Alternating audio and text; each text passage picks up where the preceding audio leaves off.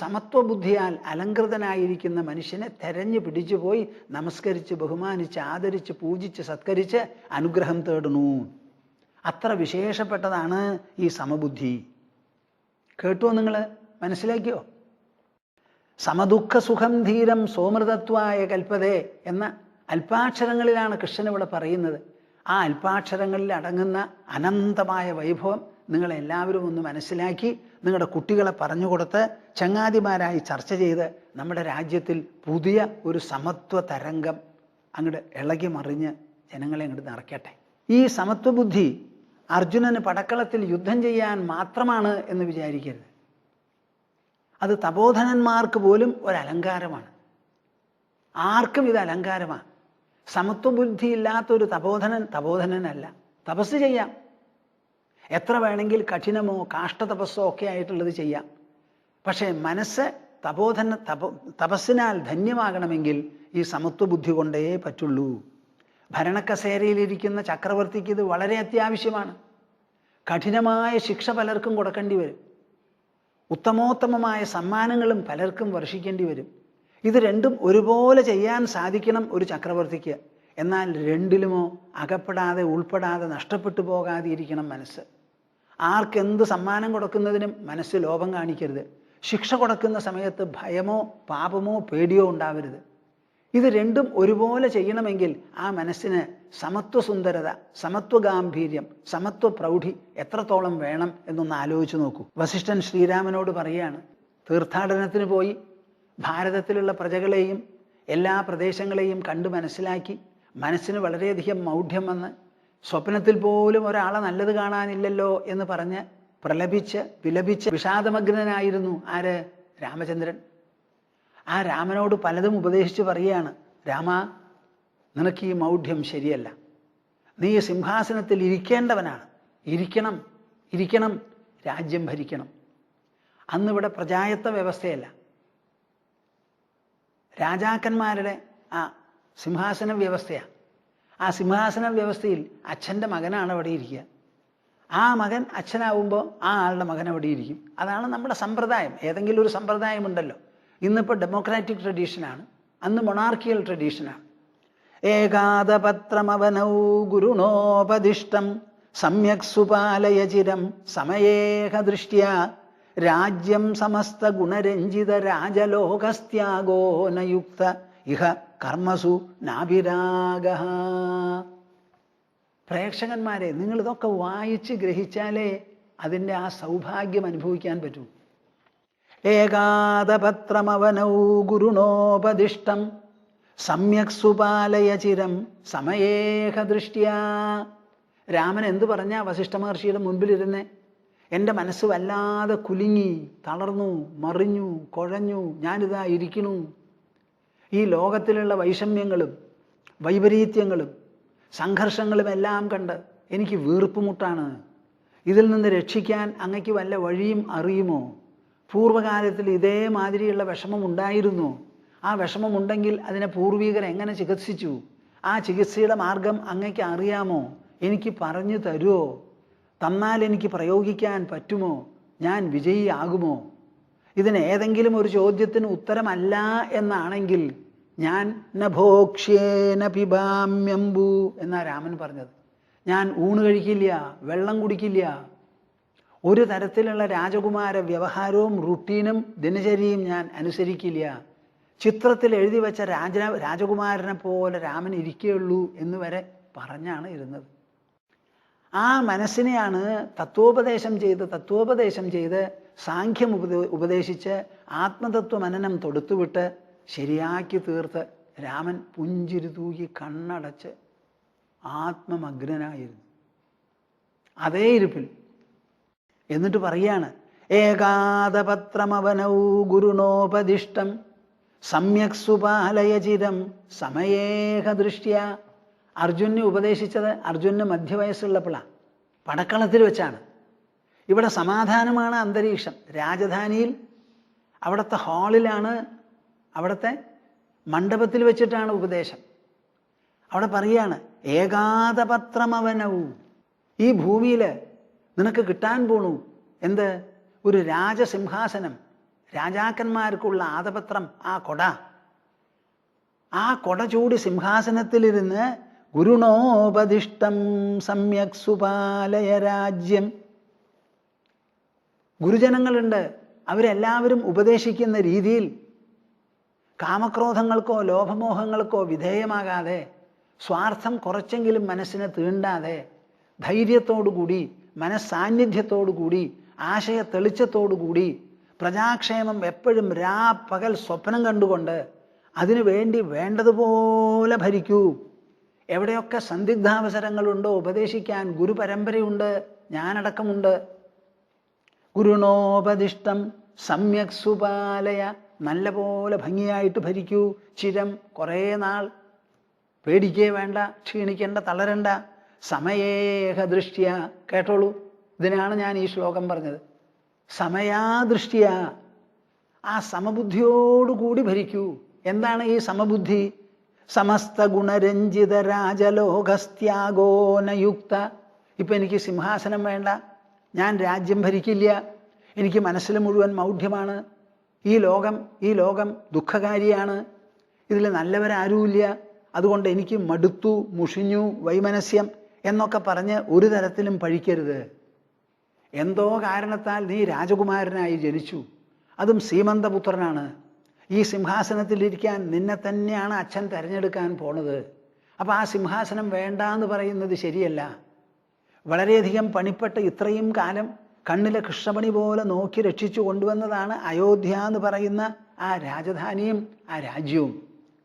അവർ കഷ്ടപ്പെട്ട് വളർത്തിക്കൊണ്ടുവന്ന എല്ലാവരും സമ്പദ് സമൃദ്ധിയോടുകൂടിയിരിക്കുന്ന ഒരു രാജ്യം, ആ രാജ്യത്തിലുള്ളത് ഒന്നും ത്യാഗോനയുക്ത, അതിനെ നിന്റെ മൗഢ്യം കൊണ്ട് ഉപേക്ഷിക്കുന്നത് ശരിയല്ല.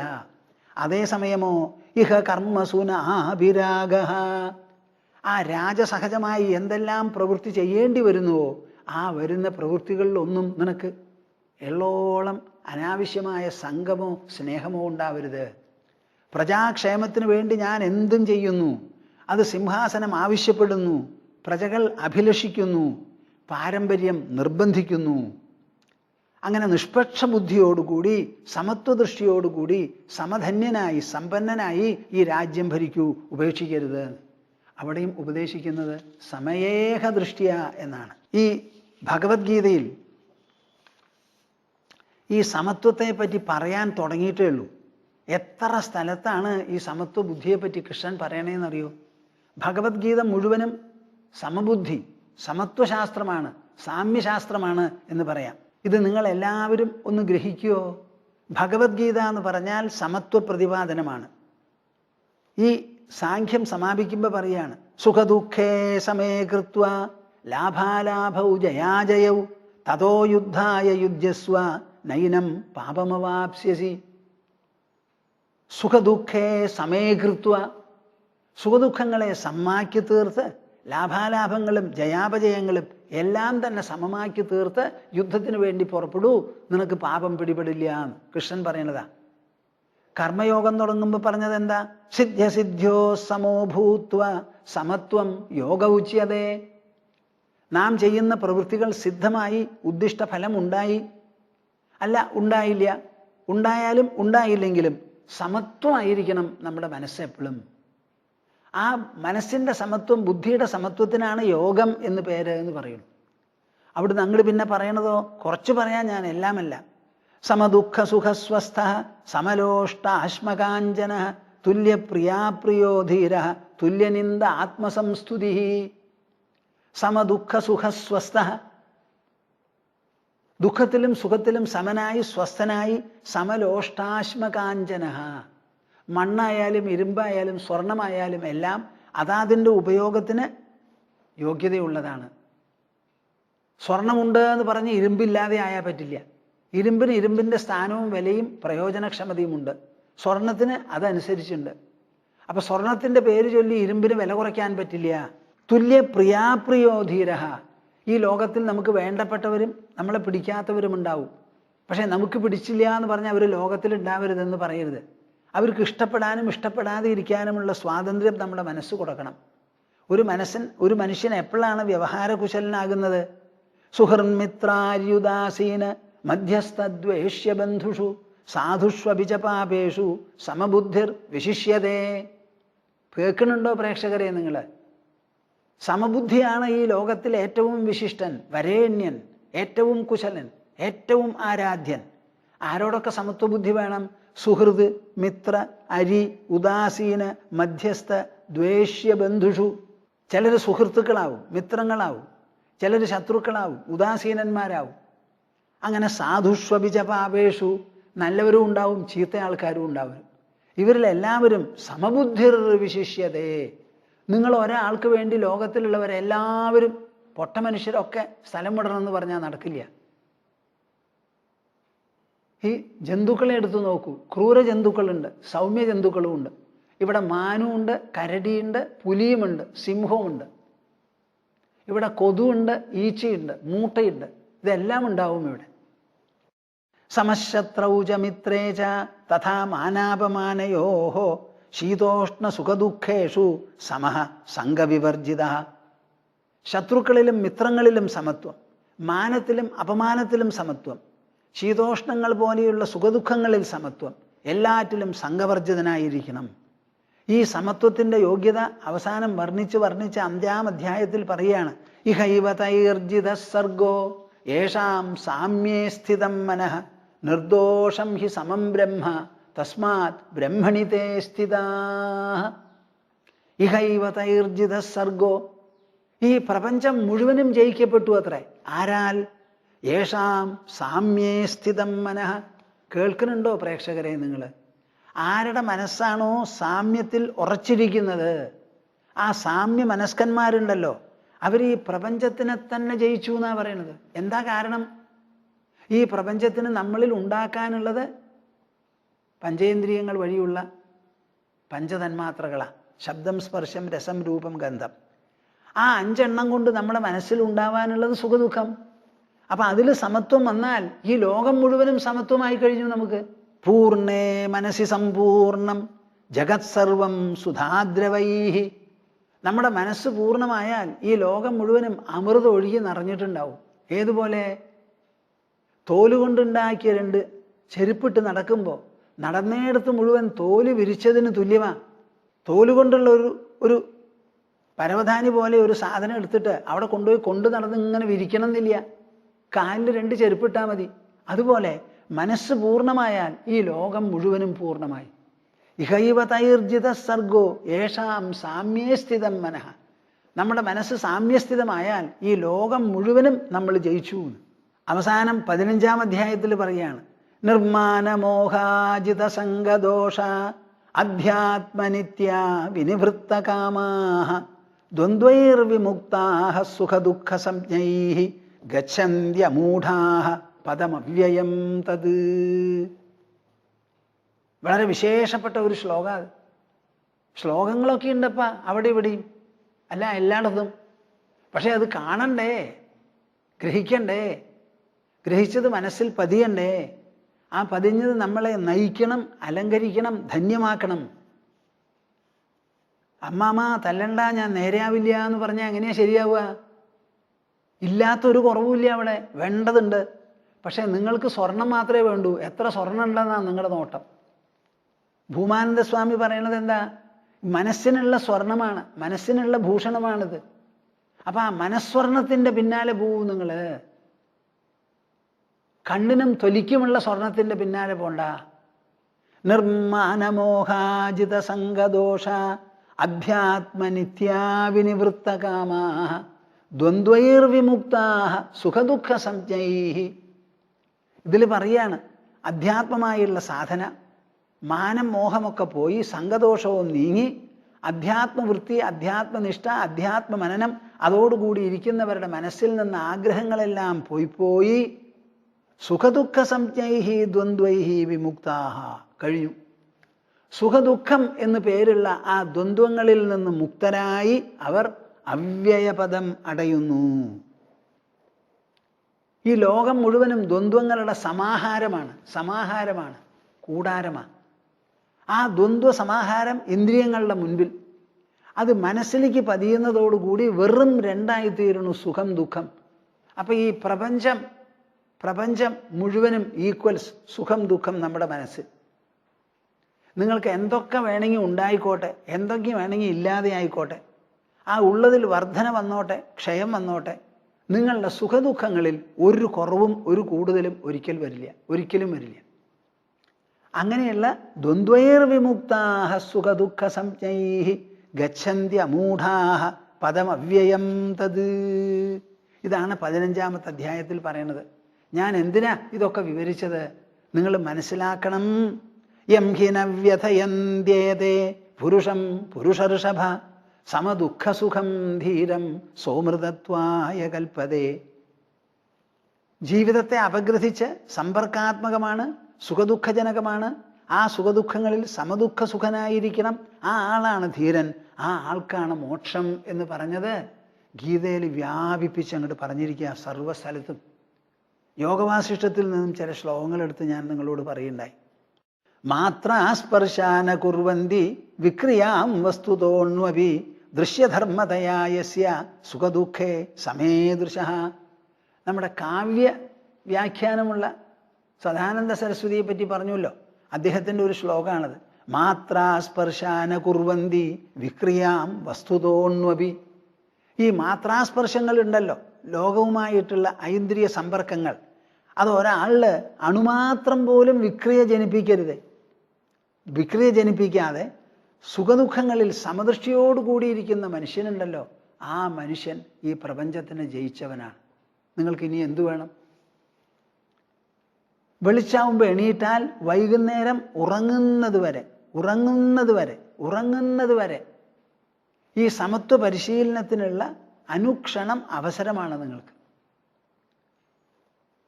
കുടുംബാംഗങ്ങളിൽ നിന്ന് സുഖദുഃഖമുണ്ടാവും, ചുറ്റുപാടിൽ നിന്ന് സുഖദുഃഖമുണ്ടാവും, ഉദ്യോഗ സ്ഥലത്തിൽ നിന്ന് സുഖദുഃഖമുണ്ടാവും, സമാജത്തിൽ നിന്ന് സുഖദുഃഖമുണ്ടാവും, ന്യൂസ് പേപ്പർ വായിച്ചാൽ അതിൽ നിന്നുണ്ടാവും, ടെലികാസ്റ്റിൽ നിന്ന് സുഖദുഃഖം ഉണ്ടാവും. ഏത് ചാനലും സുഖദുഃഖമാണ് നിങ്ങൾക്ക് തരുന്നത്, വേറെ ഒന്നും തരുന്നില്ല. അപ്പം അതിൽ നിന്ന് രക്ഷപ്പെടണമെങ്കിൽ ഈ ഒരു വഴിയേ ഉള്ളൂ. 14ാമത്തെ ശ്ലോകത്തിൽ നിന്ന് തുടങ്ങിയതാണ് ഉപദേശം. 11 നിന്ന് 11, 12, 13, 14, 15 ശ്ലോകം, 5 എണ്ണാണ് ഇപ്പം ഞാൻ പറഞ്ഞത്. ഇനി 6ാമത്തെ ശ്ലോകം ഇതിൻ്റെ മൂർധന്യത്തിലെത്തുക. ഏതാ 6ാമത്തെ ശ്ലോകം? നാസതോ വിദ്യതേ ഭാവോ നാഭാവോ വിദ്യതേ സതഃ ഉഭയോരപി ദൃഷ്ടോന്തഃ തു അനയോസ്തത്വദർശിഭിഃ. ഈ ശ്ലോകം എൻ്റെ അഭിപ്രായത്തിൽ വളരെ വളരെ സൂക്ഷ്മാർത്ഥമുള്ള ശ്ലോകമാണ്. ഗൂഢാർത്ഥം എന്ന് ഞാൻ പറയില്ല, സൂക്ഷ്മാർത്ഥം. അത് ആലോചിച്ച് ചെല്ലുന്തോറുമാണ് അതിൻ്റെ ഉൾസത്ത, കഴമ്പ് നമുക്ക് പുറത്തേക്ക് വരിക. നാസതോ വിദ്യതേ ഭാവോ നാഭാവോ വിദ്യതേ സതഃ ഉഭയോരപി ദൃഷ്ടോന്തഃ തു അനയോഃ തത്വദർശിഭിഃ. ഇവിടെ കൃഷ്ണൻ പറയാണ്, ഞാൻ ഈ പറയുന്നത് ശരിക്കും മനസ്സിലാക്കി ചിന്തിച്ചു നോക്കി ശരിയായ നിർണയത്തിലെത്തിയിട്ടുണ്ട്. ആര്? തത്വദർശികൾ എന്ന്. അപ്പം കൃഷ്ണൻ ഉപദേശിക്കുന്നത്, എല്ലാവരും കൃഷ്ണനെ ഭഗവാൻ ഭഗവാൻ എന്ന് പറഞ്ഞ് ഭഗവത്ഗീത ഉപദേശിച്ചു എന്ന് പറയും. നിങ്ങൾ ഒരു കാര്യം മനസ്സിലാക്കണം, കൃഷ്ണനും നമ്മളെപ്പോലെ ജനിച്ച ഒരാളാണ്. അദ്ദേഹവും ചെറുപ്പകാലം മുതൽക്ക് പലതും ചെയ്തുവെങ്കിലും സാന്ദീപനിയുടെ അടുത്ത് ചെന്ന് പഠിച്ചു, ഉപമന്യുവിൻ്റെ അടുത്ത് ചെന്ന് പഠിച്ചു, അങ്ങനെ പഠിച്ചു, ഹിമാലയത്തിൽ തപസ് ചെയ്തു. തപസ്സിന് ശേഷമുണ്ടായ കുട്ടിയാണ് പ്രദ്യുമ്നൻ. എല്ലാം മനുഷ്യരെ പോലെ മനുഷ്യ സഹജമായി ജീവിച്ച ആളാണ്. അപ്പം അദ്ദേഹം ഉപദേശം നൽകുമ്പോൾ പറയുകയാണ്, തത്വദർശികൾ എനിക്ക് മുമ്പും ഉണ്ടായിട്ടുണ്ട്. ആ തത്വദർശികൾ കണ്ടെത്തിയിട്ടുള്ള നിർണയമുണ്ടല്ലോ, ആ നിർണയം ഞാൻ അർജുന പറഞ്ഞ് മനസ്സിലാക്കി തരാം. അർജുനൻ്റെ വിഷമം പോവാൻ വേണ്ടി പലതും പറഞ്ഞ് മനസ്സിലാക്കുന്നതിൻ്റെ കൂട്ടത്തിൽ തത്വദർശികളുടെ നിർണയം എന്തോ ഈ കാര്യത്തിൽ അതും പറഞ്ഞ് മനസ്സിലാക്കി തരാം എന്ന് പറയുക. ഇവിടെ ചർച്ചാ വിഷയം എന്താ? ജീവിതം. ജീവിതത്തിനെ എങ്ങനെ വ്യാഖ്യാനിച്ചു, വിവരിച്ചു കൃഷ്ണൻ? ശീതോഷ്ണങ്ങളെപ്പോലെ സുഖദുഃഖമുണ്ടാക്കി തീർക്കുന്നതാണ് മാത്രാസ്പർശങ്ങൾ എന്ന് പറഞ്ഞു. ആ സുഖദുഃഖങ്ങളിൽ നമുക്ക് സമത്വം വേണം എന്ന് പറഞ്ഞു. ഈ സുഖദുഃഖങ്ങളോട് സമത്വം ഉണ്ടാവാനുള്ള വഴി എന്താ? അവയെ ഒന്നും കൂടി അപഗ്രഥിച്ച് പറയുകയാണ്. നാസതോ വിദ്യതേ ഭാവോ നാഭാവോ വിദ്യതേ സതഃ. സത്ത് എന്നൊരു വാക്ക്, അസത്ത് എന്ന് വേറെ ഒരു വാക്ക്. നിങ്ങൾ ചിലപ്പോഴൊക്കെ വീട്ടിൽ കുട്ടികളെ ചീത്ത പറയുമ്പോൾ അസത്താണവെന്ന് പറയും. ആ അസത്തല്ല കേട്ടോ അവിടെ. സത്ത് എന്ന് പറഞ്ഞാൽ ത്രികാലങ്ങളിലും ഒരുപോലെയുള്ളത് സത്ത്. മാറ്റമോ എന്തെങ്കിലും അവിശ്വസനീയതയോ കാണിച്ചുകൊണ്ടിരിക്കുന്നതോ ഒക്കെ അസത്താണ്. അപ്പൊ സത്ത് എന്ന് പറഞ്ഞാൽ അതിനെ മാത്രമേ നമുക്ക് ആശ്രയിക്കാൻ പറ്റുള്ളൂ.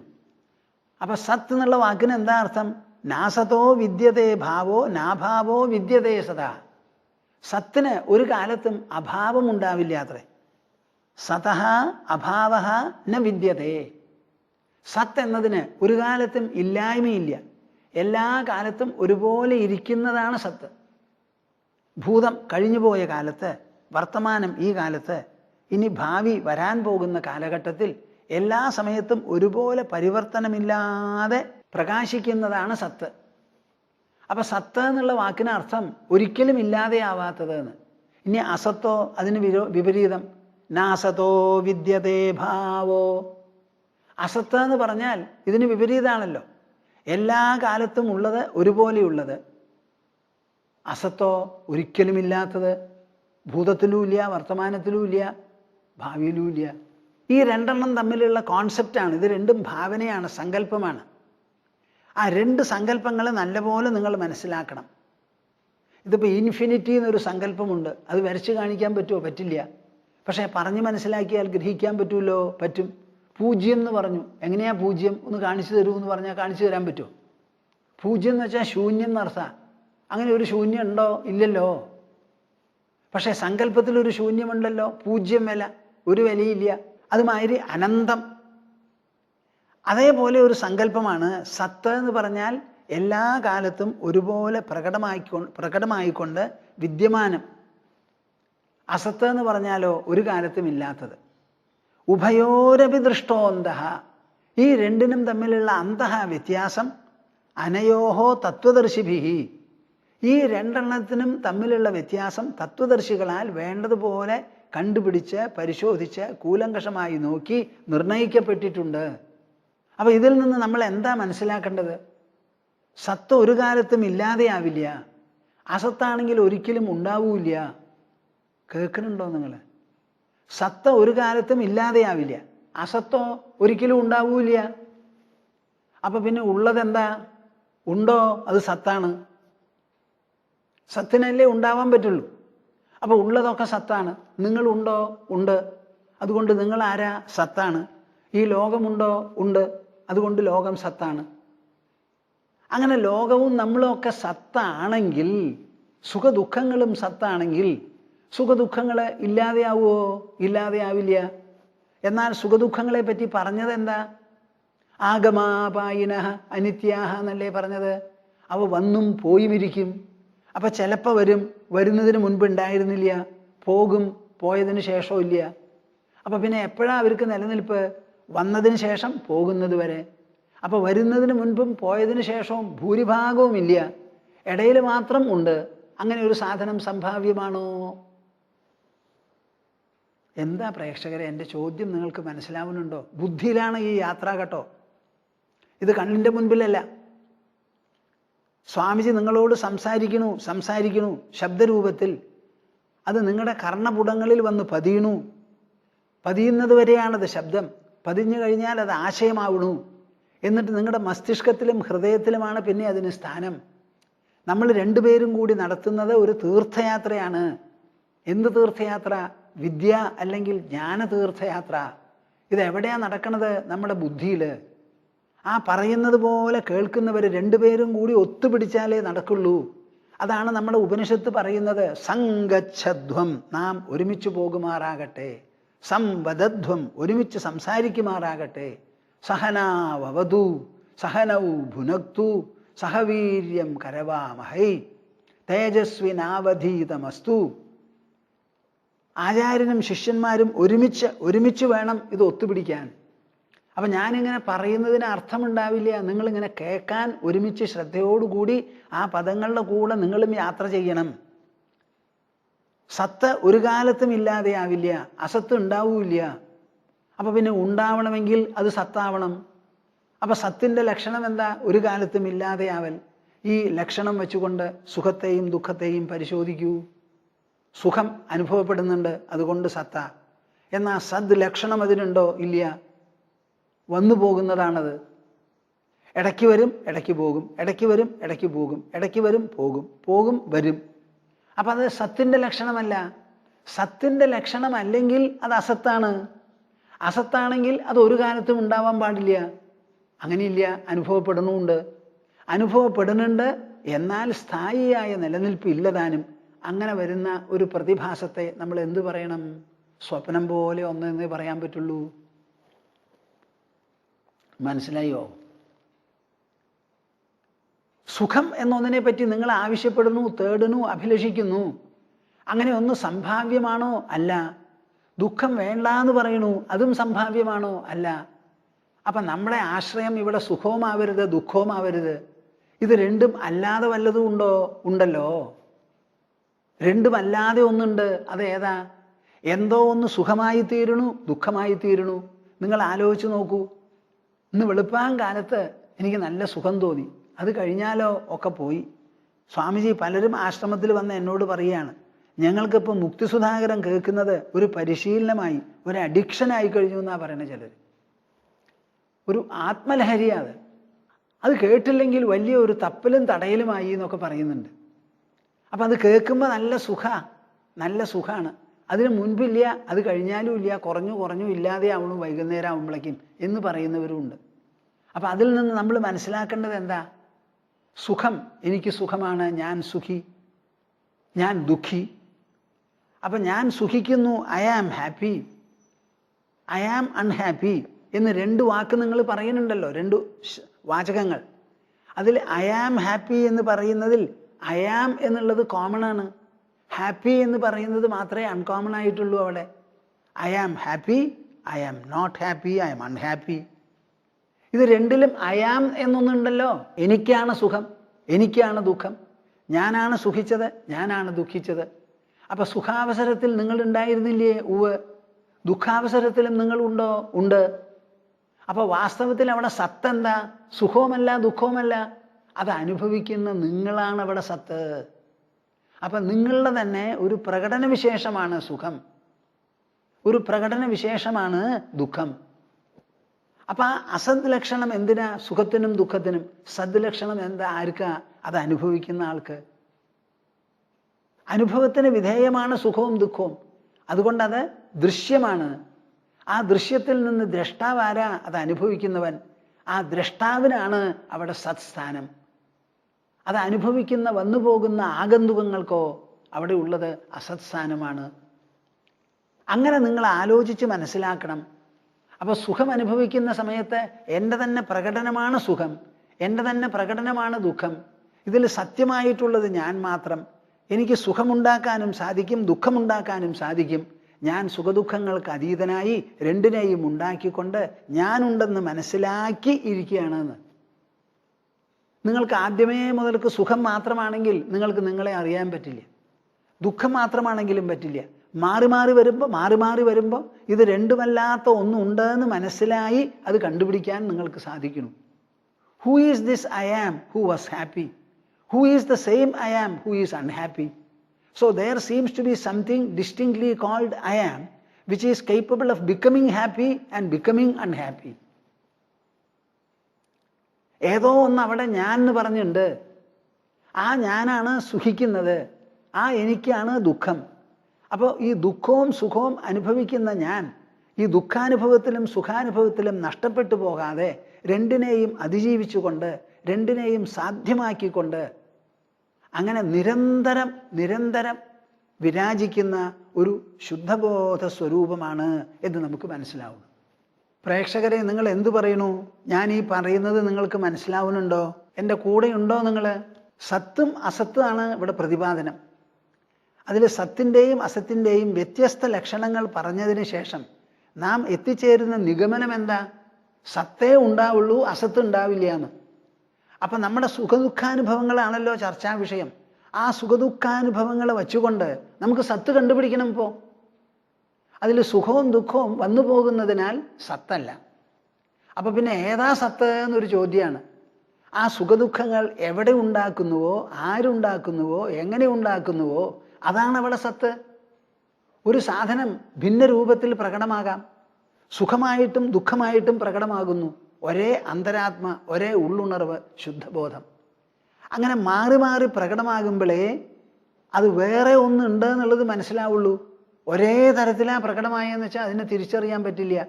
നിങ്ങൾ പുറത്തു പോയി ശൂന്യാകാശത്തിലെത്തി 4 ഭാഗത്തും നോക്കിയാൽ എന്തെങ്കിലും ഒരു കാഴ്ച നിങ്ങൾക്ക് ഉണ്ടാവുമോ? ഉണ്ടാവില്ലല്ലോ. നേരെ മറിച്ച് ഭൂമിയുടെ മുകളിൽ 4 ഭാഗത്തും നോക്കിയാലോ വർണ്ണശബളമായ ദൃശ്യങ്ങളാണ്. അപ്പോഴാണ് അവിടെ എന്തെങ്കിലും ഒന്നും ഉണ്ടെന്ന് മനസ്സിലാവുന്നത്. ശൂന്യാകാശത്തിന് നോക്കിയാൽ ഉടനെ നിങ്ങൾ പറയും ഇവിടെ ഒന്നും കാണാനില്ല സ്വാമിജിന്ന്. ഒന്നും കാണാനില്ല. ഒന്നും കാണാനില്ലേ? എന്തിനോ ഒന്നിനെ കണ്ടിട്ടാണല്ലോ ഒന്നുമില്ല എന്ന് പറയണത്. അത് പറയാൻ നിങ്ങൾക്ക് പറ്റില്ല. അപ്പൊ ആത്മാ സ്വയം വെളിപ്പെടുത്താൻ വേണ്ടിയാണ് ഈ സുഖദുഃഖങ്ങളെ ഉണ്ടാക്കിക്കൊണ്ടിരിക്കുന്നത്. അതിൽ സുഖത്തിനും ദുഃഖത്തിനും അല്ല മുൻതൂക്കം, സ്ഥായിഭാവം.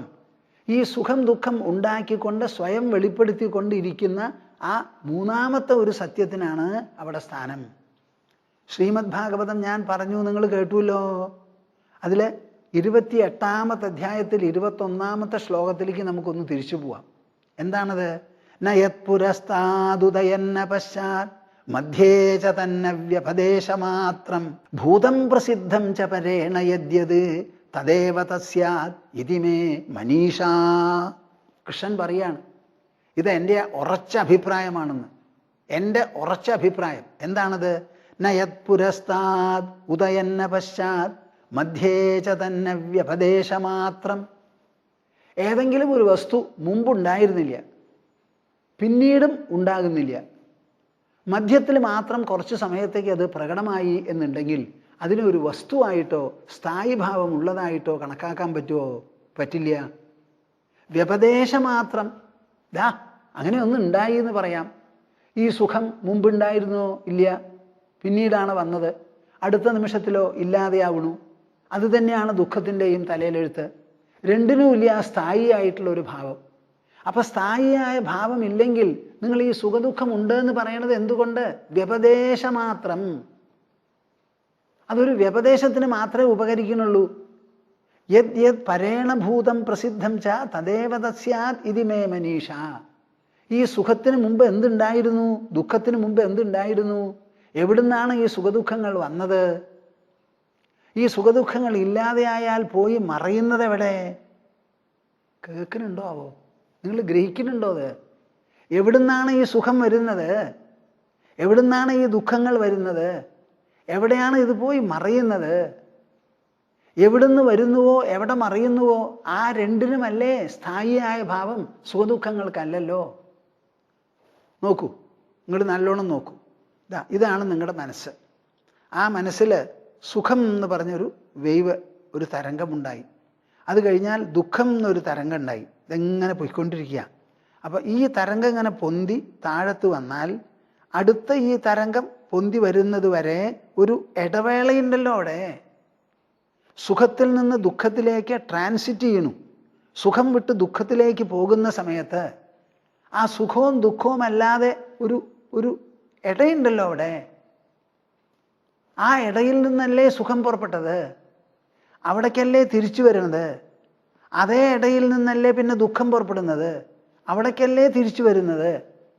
അപ്പോൾ സുഖത്തിൻ്റെ അപ്പുറത്തും ഇപ്പുറത്തും അസുഖമായിട്ടുള്ള ഒരു ഇട, ദുഃഖത്തിൻ്റെ അപ്പുറത്തും ഇപ്പുറത്തും അതേ അസുഖമായിട്ടുള്ള ഒരിട. അതിങ്ങനെ തുടർച്ചയായിട്ട് തുടരണു. സുഖദുഃഖങ്ങൾ മാത്രമേ മുറിഞ്ഞു മുറിഞ്ഞു പോകുന്നുള്ളൂ. അപ്പോൾ ഈ മുറിഞ്ഞു പോകുന്ന സുഖദുഃഖങ്ങൾ എന്താണെന്നാ പറയണത്? യത് യത് പരേണ ഭൂതം പ്രസിദ്ധം ച തദേവ തസ്യാത് ഇതി മേ മനീഷ. സുഖദുഃഖങ്ങൾക്ക് മുൻപ് എന്തുണ്ടായിരുന്നുവോ, സുഖദുഃഖങ്ങൾക്ക് ശേഷം എന്ത് അവശേഷിക്കുന്നുവോ ആ വസ്തു തന്നെയാണ് സുഖദുഃഖങ്ങളും ആയി പരിണമിക്കുന്നത്, പരിലസിക്കുന്നത്. മനസ്സിലായോ? യുക്തിയാണത്. യുക്തിയാമേ പ്രതിബോധിത. ഈ അന്വേഷണത്തിന് മുൻപിൽ ബുദ്ധിയുള്ള ആർക്കെങ്കിലും പിന്തിരിയാൻ പറ്റുമോ? പറ്റില്ല. സ്വാമിജി മിണ്ടരുത്, ഗഹനമാണ്. എന്ത് ഗഹനം? പിന്നെ ബുദ്ധി എന്തിനുള്ളതാ? കണ്ണുകൊണ്ട് കാണുന്നത് കാണാനുള്ളതാ ബുദ്ധി. കണ്ണുകൊണ്ട് കാണാൻ പറ്റാത്തത് ഉള്ളുകൊണ്ട് കാണിക്കുന്നതാണ് ബുദ്ധി. ബുദ്ധി കണ്ണുകൊണ്ട് കാണാനല്ല, അതിന് കണ്ണുണ്ട്. കണ്ണുകൊണ്ട് കാണാൻ പറ്റാത്ത അപ്രത്യക്ഷ ഘടകങ്ങളെ ആലോചിച്ച് അനുമാന രൂപേണ പുറത്തു കൊണ്ടുവരുന്നതാണ് ബുദ്ധിയുടെ ദൗത്യം. നമ്മുടെ മനസ്സും ചിന്തയും തമ്മിലുള്ള ബന്ധം ഇതുപോലെയാണ്. ഒരേ ഒരു മനസ്സ്, കോടാനുകോടി ചിന്തകൾ. ആ മനസ്ഥലത്തിൽ നിന്ന് ചിന്ത ഇങ്ങനെ പൊന്തുണു താഴുണു, പൊന്തുണു താഴുണു, പൊന്തുണു താഴുണു. ഉണ്ടായിട്ടുള്ള ഒരു ചിന്തയും അവിടെ നിൽക്കുന്നില്ല. ഏതെങ്കിലും ഒരു ചിന്ത നിങ്ങളുടെ ഉള്ളിൽ നിന്ന് എനിക്ക് പുറത്തെടുത്ത് കാണിച്ചു തരാമോ സ്വാമിജി, എൻ്റെ ഉള്ളിലുള്ള ചിന്ത ഇതാ ഇവിടെ വച്ചിരിക്കണമെന്ന്? എന്തേ? ഉണ്ടെങ്കിൽ അത് പുറത്തെടുക്കാൻ പറ്റണ്ടേ? അത് പറ്റില്ല. പിന്നെ എവിടെ ഉണ്ടായത് ആവോ? മനസ്സിൽ നിന്ന് ചിന്തകൾ വരുന്നു, ഒന്നല്ല അനവധി. വരണത് ഓരോന്നാണ്, ഒന്നിനെ തുടർന്ന് പിന്നെ ഒന്ന്. ഇങ്ങനെ അനവധി ചിന്തകൾക്ക് ഉറവിടമേതാ? സ്രോതസ് ഒരൊറ്റ മനസ്സ്. അപ്പം മനസ്സിൽ നിന്നല്ലേ, ഒറ്റ മനസ്സിൽ നിന്നല്ലേ ഈ ചിന്തകൾ മുഴുവൻ വരുന്നത്. അപ്പം ഈ ചിന്ത മുഴുവനും ഈ മനസ്സിൻ്റെ കണികകളല്ലേ. അവിടെ സ്ഥായിയായിട്ടുള്ളത് എന്നാ? മനസ്സാണ്. ആ മനസ്സിൽ നിന്ന് അനവധി ചിന്തകൾ വന്നു, അവിടെ തന്നെ അമർന്നു, അവിടുന്ന് ഉദിച്ചു, അവിടെ അസ്തമിച്ചു എന്ന് വരുമ്പോൾ അവിടെ സ്ഥായിയായിട്ടുള്ള വസ്തു എന്താ? മനസ്സ്. ചിന്തകളോ അതിൻ്റെ സ്ഫുരണങ്ങൾ, പ്രകടനങ്ങൾ. അപ്പോൾ മനസ്സും മനഃപ്രകടനവുമല്ലാതെ അവിടെ ചിന്ത എന്ന് വേർതിരിച്ച് കാണിക്കാനോ പരാമർശിക്കാനോ വല്ല വകയുമുണ്ടോ? ഇല്ല. ഇനി നിങ്ങൾ ഉണ്ടെന്നൊന്നും പറഞ്ഞു നിൽക്കണ്ട. നിങ്ങളുടെ മനസ്സും ചിന്തയും ഇതുപോലെ ആവണം. മനസ്സിൽ നിന്നാണ് ചിന്തകൾ പുറപ്പെടുന്നത്. മനസ്സിലുള്ളതേ ചിന്തയിലുള്ളൂ. ചിന്ത അസ്തമിക്കുന്നതും മനസ്സിലാണ്. അപ്പം മനസ്സ് വിട്ട് ചിന്തയ്ക്ക് സ്ഥാനമില്ല. ചിന്തയില്ലാതെ മനസ്സ് നിൽക്കുന്നുണ്ട്. അതുകൊണ്ടാണല്ലോ ഉറങ്ങുമ്പോൾ ഒരു ചിന്തയുമില്ലാതെ 7-8 മണിക്കൂർ കിടന്ന് ഉറങ്ങുന്നത്. ചിന്തയ്ക്ക് മനസ്സ് വേണം ആധാരം.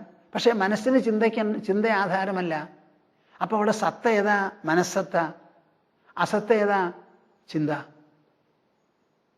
നയത് പുരസ്താദുദയന്ന പശ്ചാത് മധ്യേ ച തന്നെ വ്യപദേശമാത്രം ഭൂതം പ്രസിദ്ധം ച പരേണ യദ്യത് തദേവ തസ്യാത് ഇതി മേ മനീഷ. നമ്മുടെ യോഗവാസിഷ്ഠ രാമായണത്തിൽ ഈ ആത്മാവിനെക്കുറിച്ചും ആത്മജ്ഞാനത്തെക്കുറിച്ചും വേണ്ടത്ര എത്രയോ പ്രതിപാദനങ്ങളുണ്ട്. അർത്ഥാദർത്ഥാന്തരം ചിത്തേ യാതി മധ്യേതുയാ സ്ഥിതി നിരസ്തമനനാകാര സാ സ്വരൂപസ്ഥിതി സ്മൃത. വസിഷ്ഠൻ ശ്രീരാമനോട് പറയാണ്, പ്രായത്രയുണ്ട്? 16 വയസ്സ്. നമ്മുടെ പ്രേക്ഷകരുടെ ഇടയിൽ 16 വയസ്സുകാർ എത്രയുണ്ട്? ഒന്ന് എന്നോട് പറയുമോ എത്ര പേരുണ്ടെന്ന്? അപ്പം നമ്മുടെ സമാജം പുരോഗമിച്ചിട്ടുണ്ടോ അതോ അധപ്പതിച്ചിട്ടുണ്ടോ എന്ന് നിങ്ങൾ തന്നെ പറയൂ. രാമൻ്റെ കാലത്ത് ഒരു രാമൻ ഉണ്ടായിരുന്നു, വസിഷ്ഠൻ പറഞ്ഞത് കേൾക്കാൻ. അന്നിപ്പോൾ എത്രയോ ത്രേതായുഗത്തിലാണ് ഈ നടന്ന സംഭവം. ദ്വാപരവും കഴിഞ്ഞു, കലിയുഗവുമായി 5000 ചില്ലാനം വർഷം. അപ്പം ലോകം പുരോഗമിച്ചിട്ടുണ്ടെങ്കിൽ അന്ന് ഒരു രാമൻ വസിഷ്ഠൻ പറഞ്ഞത് കേട്ടിട്ടുണ്ടെങ്കിൽ ഇന്നൊരു 10,000 രാമന്മാരെങ്കിലും ഉണ്ടാവണം ചുരുങ്ങിയത്. അതുണ്ടോ? ഇനി പുരോഗമിച്ചു എന്നൊരു വാക്കും കൊണ്ട് ഭൂമാനന്ദ സ്വാമിജിയുടെ മുമ്പിൽ നിങ്ങൾ നിൽക്കരുത്. പുരോഗമനത്തിൻ്റെ ലക്ഷണം ഈ കാര്യം പറഞ്ഞത് മനസ്സിലാക്കണം എന്നുള്ള ശ്രദ്ധയും അതിനുള്ള അനവരത ശ്രമവുമാണ്. ഇത് പരിശ്രമിച്ചത് കൊണ്ടോ നിങ്ങളുടെ വ്യക്തിത്വത്തിന് മികവ് കൂടും, സാമർഥ്യം കൂടും, കാര്യക്ഷമത കൂടും. വിദ്യാർത്ഥികൾക്ക് 1 മണിക്കൂർ കൊണ്ട് പഠിക്കുന്ന സംഗതികൾ 30 അല്ലെങ്കിലും 40 മിനിറ്റ് കൊണ്ട് പഠിച്ച് വശാക്കാൻ പറ്റും.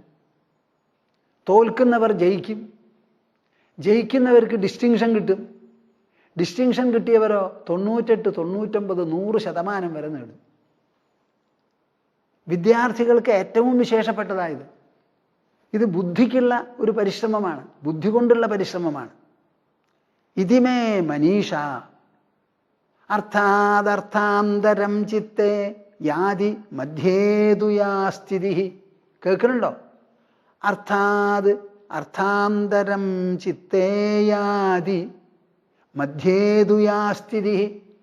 മനസ്സ് ഒരു ചിന്ത വിട്ട് വേറെ ഒരു ചിന്തയ്ക്ക് പോകുന്ന സമയത്ത് ഇതാ നോക്കൂ, ഒരു ചിന്ത, ആ ചിന്ത വിട്ട് വേറെ ഒരു ചിന്തയ്ക്ക് ഇതാ ഇങ്ങനെ പോകുന്നതിന് മധ്യത്തിൽ, യാതി പോകുന്ന സമയത്ത്, മധ്യേതു മധ്യത്തിൽ ഒരു ചിന്ത വിട്ടു, ഇനി ഒരു ചിന്തയ്ക്ക് പോയിട്ടില്ല, അങ്ങനെ പോവാനില്ല. അപ്പം അത് വിട്ട് വേറെ ഒന്നിലേക്ക് പോകുമ്പോൾ ഇടയിൽ നിരസ്തമനനാകാര, മനനം എന്ന് പറയുന്ന പ്രക്രിയ പോലും ഇല്ലാതെയുള്ള ഒരു നിലയുണ്ട്. ആ നിലയാണ് സാ സ്വരൂപസ്ഥിതി സ്മൃത. അതാണ് വാസ്തവത്തിൽ നമ്മുടെ സ്വരൂപം.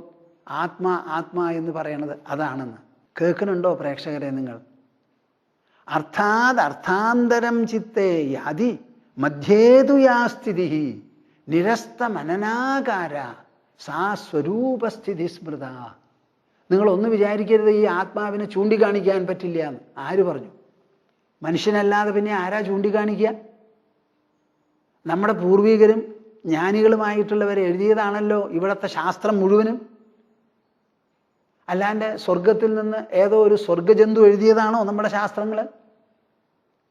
നമ്മൾ പറയുന്ന അക്ഷരമാല ഉപയോഗിച്ച് എഴുതിയതാണ് നമ്മുടെ ശാസ്ത്രം മുഴുവനും. ഈ അക്ഷരമാല ഇന്ദ്രനും ചന്ദ്രനും ഉണ്ടാക്കിയതല്ല, മനുഷ്യൻ രചിച്ചതാണ്. ആ അക്ഷരമാല ഉപയോഗിച്ചാണ് നമ്മുടെ ശാസ്ത്രങ്ങൾ മുഴുവൻ. 48 അക്ഷരം ഉപയോഗിച്ച് ഉണ്ടാക്കിയതാണ് സംസ്കൃതത്തിലെ എല്ലാ കൃതികളും. അതാണല്ലോ ഞാൻ നിങ്ങളോട് പറയുന്നത്. അപ്പം നമ്മൾ രചിച്ച ശാസ്ത്രം, അതിലാണ് പരമാത്മാ പ്രതിപാദിക്കുന്നത്, പരമാത്മാവിനെ പ്രതിപാദിക്കുന്നത്. ആ പ്രതിപാദനം മുഴുവനും മനുഷ്യൻ്റെ രചനയാണ്. ഭഗവാൻ ഒരു വാക്ക് പറഞ്ഞു, ഉണ്ട്, നിങ്ങൾ വിശ്വസിച്ചോളൂ, പൊക്കോളൂ. എവിടെയാ ഭഗവാൻ? എനിക്ക് കാണിച്ചു തരാൻ പറ്റില്ലേ, ഞാനും വിശ്വസിച്ചിട്ടേ ഉള്ളൂ എന്ന് പറഞ്ഞിട്ട് കുരുടന് വഴി കാണിക്കുകയല്ല നമ്മൾ ചെയ്യുന്നത്. കണ്ണു തുറന്ന് കണ്ടുകൊണ്ട് കണ്ണുള്ളവർക്ക് കാണിച്ചു കൊടുത്ത് നടക്കൂ എന്ന് പറയുന്നതാണ് നമ്മുടെ ശാസ്ത്രം. ദൃഷ്ടദൃശ്യ സമായോഗാത് പ്രത്യയാനന്ദ നിശ്ചയ യസ്തം സ്വമാത്മതത്വോത്ഥം നിസ്പന്ദം സമുപാസ്മഹേ. യോഗവാസിഷ്ഠ രാമായണത്തിൽ ഉപശമ പ്രകരണം എന്നൊരു പ്രകരണമുണ്ട്. 6 പ്രകരണമാണ്. ആദ്യത്തെ പ്രകരണം വൈരാഗ്യ പ്രകരണം, ജഗദ്ദോഷപ്രകാശം എന്നൊക്കെയാണ് ഇതിന് പറയുക. ശ്രീരാമൻ തനിക്ക് പറയാനുള്ളത് മുഴുവൻ താൻ കണ്ട ലോകം, താൻ അനുഭവിച്ച കാഴ്ചകൾ, തനിക്ക് തോന്നുന്ന വിചാരങ്ങൾ, ഇതെല്ലാമായി ലോകത്തെ അപഗ്രഥിച്ചു പറയുന്നു. ഇവിടെ അർജുനൻ ആദ്യം എന്താ ചെയ്ത്?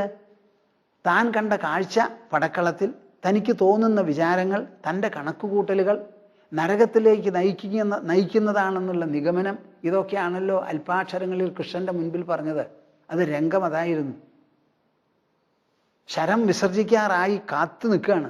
അപ്പോൾ കുറച്ചേ പറയാൻ പറ്റുള്ളൂ. ശ്രീരാമൻ അങ്ങനെയുള്ള വിഷമമൊന്നുമില്ല. ശ്രീരാമൻ മാത്രമാണ് അവിടെ വിഷയം. സംസാരിക്കുന്നത് കേൾക്കാൻ കുറേ ആൾക്കാരുണ്ടെന്നേ ഉള്ളൂ. അവരിപ്പോൾ കേൾക്കാൻ വന്നോളണമെന്നില്ല. ഇവിടെ അങ്ങനെയല്ല. 45 ലക്ഷം പടയാളികളെ പിടിച്ചു നിർത്തിക്കൊണ്ടാണ് സംസാരിക്കുന്നത്. ഇവിടെ അങ്ങനെയല്ല. ഒരു ഭാഗത്ത് വസിഷ്ഠൻ, ഒരു ഭാഗത്ത് രാമൻ. അവർക്ക് വേണ്ടത്ര സമയമുണ്ട്. ഒരല്ലലുമില്ല, അലട്ടുമില്ല. അതാണ് ഇവിടുത്തെ നില. ആ നിലയിൽ പലതും പറഞ്ഞു കൊടുക്കുകയാണ്. അപ്പം അനവധി പ്രകരണങ്ങളാണ്. ആദ്യത്തത് മാത്രം രാമൻ പറയുന്ന പ്രകരണം. അത് കഴിഞ്ഞാൽ പിന്നെ ഉത്പത്തി പ്രകരണം, ഉപശമ പ്രകരണം, സ്ഥിതി പ്രകരണം എന്നങ്ങനെ പറഞ്ഞ് നിർവ്വാണ പ്രകരണം. ആ നിർവ്വാണ പ്രകരണത്തിൽ നിന്നാണ് the science of inner redemption എന്നുള്ള പേരിൽ ഞാൻ വിചാരസേതു മലയാളം ഇംഗ്ലീഷ് മാസികയിൽ എഴുതിക്കൊണ്ടിരിക്കുന്നത്. ഓരോരുത്തരും വായിച്ചിട്ട് പറയാണ്, സ്വാമിജി ഇങ്ങനെയുള്ള ഒരു ചർച്ച നമ്മുടെ ശാസ്ത്രങ്ങളിൽ ഉണ്ടെന്നാണ് പറയുന്നത്. ആ യോഗവാസിഷ്ഠ രാമായണം ഞാൻ മലയാളത്തിൽ തർജ്ജമ ചെയ്ത് എഴുതാൻ തുടങ്ങിയിട്ടില്ല. എന്താ കാരണം? നമ്മുടെ വായനക്കാർക്ക് യോഗവാസിഷ്ഠം ഗ്രഹിക്കാറായോ എന്നൊരു സംശയം എനിക്ക്. എന്താ, ഈ വിചാരസരണി തുടങ്ങിയിട്ട് അധികം കൊല്ലം ആയില്ലല്ലോ, കുറച്ചല്ലേ ആയുള്ളൂ. വിചാരസേതു 50 കൊല്ലമായി എഴുതി നടത്തിക്കൊണ്ടിരിക്കുന്നതാണ്. നമ്മുടെ ശിഷ്യന്മാരാണ് അത് വായിക്കുന്നത് കൂടുതലും. ഇതിപ്പോൾ മുക്തിസുധാകരം വഴിയും ബാക്കി പലതും ശ്രീമദ് ഭാഗവത തത്വസമീക്ഷ സത്രം വഴിയും പല ആൾക്കാരും വന്ന് മലയാളത്തിൽ കേൾക്കുന്നവരാണ് കൂടുതലും വരിക്കാർ വിചാരസരണിക്ക്. അപ്പം അവർക്ക് ഈ യോഗവാസിഷ്ടം എന്ന് പറയുന്ന പ്രതിപാദനം അവർക്ക് യേശോ എന്നുള്ള കാര്യത്തിൽ ഒരു സംശയമുണ്ട്. അതുകൊണ്ട് ഭഗവത്ഗീതയാണ് ഞാനതിൽ എഴുതുന്നത്. അതിൽ ഉപശമ പ്രകരണം എന്നൊരു പ്രകരണമുണ്ട്. അതിൻ്റെ ഒരു സംക്ഷിപ്ത വിവരണമാണ് ക്വയറ്റിറ്റ്യൂഡ് ഓഫ് ദ മൈൻഡ് എന്നുള്ള പേരിൽ ഇംഗ്ലീഷിൽ എഴുതിയിരിക്കുന്നത്. അനവധി എഡീഷനായി ആ പുസ്തകം. ഞാൻ അതിശയപ്പെടും, ഇങ്ങനെ ഒരു പുസ്തകം ഇത്ര അധികം എഡീഷൻ നമുക്ക് പബ്ലിഷ് ചെയ്യാൻ സാധിച്ചോ? ഞങ്ങൾക്ക് വലിയ വിതരണ കേന്ദ്രങ്ങളോ വ്യവസ്ഥകളോ ഒന്നുമില്ല, എന്നാലും കുറേ എഡീഷനായി. അതിൽ നിങ്ങൾക്ക് ഞാൻ ഈ പറയാൻ പോകുന്ന ശ്ലോകങ്ങൾ കാണാം. എന്താണ് സന്ദർഭം എന്നറിയോ? വസിഷ്ഠൻ ഉപദേശിക്കുകയാണ്. ജനക മഹാരാജാവ് വളരെ പ്രസിദ്ധനാണ്, വലിയ ഒരു ജ്ഞാനിയാണ് അദ്ദേഹം. ഈ ജനക മഹാരാജാവ് അഷ്ടാവക്രനോട് ചോദിച്ചു, ജ്ഞാനം എങ്ങനെ കിട്ടും, വൈരാഗ്യം എങ്ങനെ കൈവരിക്കാം, മോക്ഷം എങ്ങനെ സിദ്ധിക്കും എന്ന് 3 ചോദ്യമാണ്. അതിന് മറുപടി ചോദിച്ച മാതിരി സംക്ഷിപ്തമായി എന്നാൽ പൂർണ്ണ വിവരണമായി നൽകിക്കൊണ്ടിരിക്കുക. അഷ്ടാവക്ര സംഹിത അല്ലെങ്കിൽ അഷ്ടാവക്ര ഗീത എന്ന് പറയും. അപ്പം ജനക മഹാരാജാവ് ഭഗവത്ഗീതയിൽ ജനക മഹാരാജാവിനെ ദൃഷ്ടാന്തമാക്കി കൊണ്ടുവരുന്നു. ആര്? കൃഷ്ണൻ അർജുനൻ്റെ മുൻപിൽ. അപ്പോൾ അർജുനൻ്റെ മുൻപിൽ ദൃഷ്ടാന്തമായി ജനക മഹാരാജാവിനെ അവതരിപ്പിക്കണമെങ്കിൽ അതും കൃഷ്ണൻ ആ ജനക മഹാരാജാവിൻ്റെ യോഗ്യത, ജ്ഞാനദാർഢ്യം എത്ര മഹത്തായിരിക്കണം എന്ന് നിങ്ങൾ ആലോചിച്ച് നോക്കൂ. ആ ജനകനെ ജ്ഞാനിയാക്കിയത് അഷ്ടാവക്ര മഹർഷിയാണ്. ആ അഷ്ടാവക്ര മഹർഷി വളരെ വിശേഷപ്പെട്ട ഒരു സംവാദമാണ്. ആ ജനകനെ പറ്റിയിട്ടാണ് ആര് പറയുന്നത്? വസിഷ്ഠ മഹർഷി. ജനകൻ മഹാരാജാവാണല്ലോ. അപ്പോൾ കൂട്ടാളികളോടുകൂടി ഒരു ദിവസം നായാട്ടിന് ചെന്നു. നായാട്ടിന് ചെന്ന് നായാടിക്കൊണ്ടിരിക്കുമ്പോൾ പെട്ടെന്ന് ഒരു പാട്ട്. നോക്കിയപ്പോൾ ആകാശത്തിലൂടെ സഞ്ചരിക്കണു കുറേ സിദ്ധന്മാർ. അവർ ഒറ്റയ്ക്കും കൂട്ടായും പാടുന്ന പാട്ടാണ്. അതിന് സിദ്ധഗീത എന്നാണ് പറയുക. ആ സിദ്ധഗീതയിലുള്ള 2 ശ്ലോകമാണ് നിങ്ങളോട് ഞാൻ പറയാൻ പോകുന്നത്. ഏതോടനുബന്ധിച്ച് നാസതോ വിദ്യതേ ഭാവോ നാഭാവോ വിദ്യതേ സതഃ ഉഭയോരപി ദൃഷ്ടോന്തസ്ത്വനയോസ്തത്വദർശിഭിഹി എന്ന് അതിസൂക്ഷ്മമായി ആ സുഖദുഃഖങ്ങളെ പരിഗണിച്ചുകൊണ്ട്, ആ സുഖദുഃഖങ്ങൾ അസത്താണ്, അത് വെച്ചുകൊണ്ട് സത്ത് കണ്ടുപിടിക്കാനുള്ള വഴി എന്താ എന്നുള്ളത് പറയുമ്പോൾ ആ ഭാഗത്താണ് പറയുന്നത്. ദൃഷ്ടദൃശ്യ സമായോഗാത് പ്രത്യയ ആനന്ദനിശ്ചയ യസ്തം സ്വം ആത്മതത്വോത്ഥം നിസ്പന്ദം സമുപാസ്മഹേ. അപ്പം സിദ്ധന്മാരാണ് പാടുന്നത്. അവരുടെ പാട് ഒരു സ്തുതിയാണ്, ഒരു ആരാധനയാണ്. നമ്മുടെ ആരാധന പലതരത്തിലാണ്. ഇപ്പം ശബരിമല വളരെ പ്രസിദ്ധമാണല്ലോ. അതൊരു വനക്ഷേത്രമാണ്. അതുകൊണ്ട് ആ വനത്തിലേക്ക് പോകുന്ന ഒരു ഫലം അവിടെയുണ്ട്. ഒരു തപസ്സ, വ്രതത്തോടുകൂടി തപശുദ്ധിയോടുകൂടിയാണ് ജനങ്ങൾ പോകുന്നത്. ആ തപസ്സിൻ്റെ പേരിലാണ് ഓരോ കൊല്ലവും ജനങ്ങൾക്ക് കൂടുതൽ തപസ് ചെയ്യണം എന്നുള്ളൊരു തോന്നൽ. മനുഷ്യ ജന്മം തപസ്സിനുള്ളതാണ്. നിങ്ങളുടെ ജീവിതത്തിൽ തപസ് എത്ര അനുഷ്ഠിച്ചു എന്നുള്ളതാണ് നിങ്ങളുടെ യോഗ്യതയ്ക്കും വരുംകാല ഭവിഷ്യത്തിനും പ്രമാണം. ഞങ്ങളുടെ അച്ഛൻ നല്ലോണം സമ്പാദിച്ചു, കുട്ടികൾക്കൊക്കെ തന്നു, ഓരോരുത്തർക്കും ഓരോ വീടുണ്ടാക്കി, എന്നിട്ടാ പോയത് എന്ന് നിങ്ങൾ പറഞ്ഞോളൂ.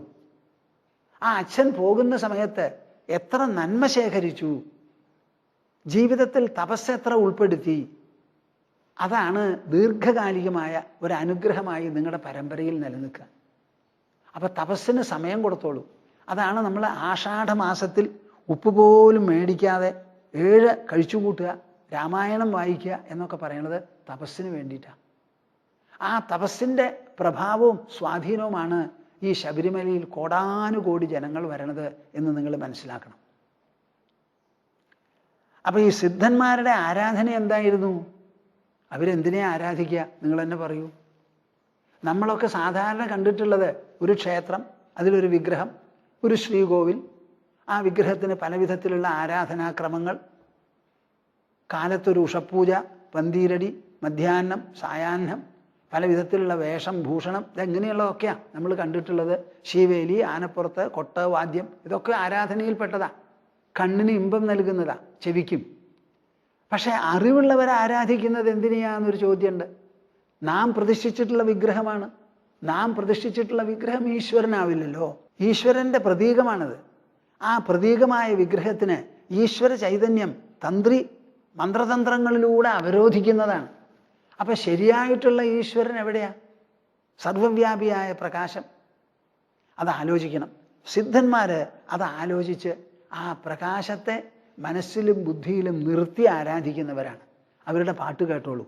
ദൃഷ്ടദൃശ്യ സമായോഗാത് പ്രത്യയാനന്ദനിശ്ചയ യസ്തം സ്വം ആത്മതത്വോത്ഥം നിസ്പന്ദം സമുപാസ്മഹേ. കേൾക്കുന്നുണ്ടോ പ്രേക്ഷകരെ? നിങ്ങൾ എന്നോട് പറയോ ഞങ്ങൾ കേട്ടു എന്ന്? ദൃശ്യസമായോഗാത്, 2 വാക്ക്, ദ്രഷ്ട, ദൃശ്യം.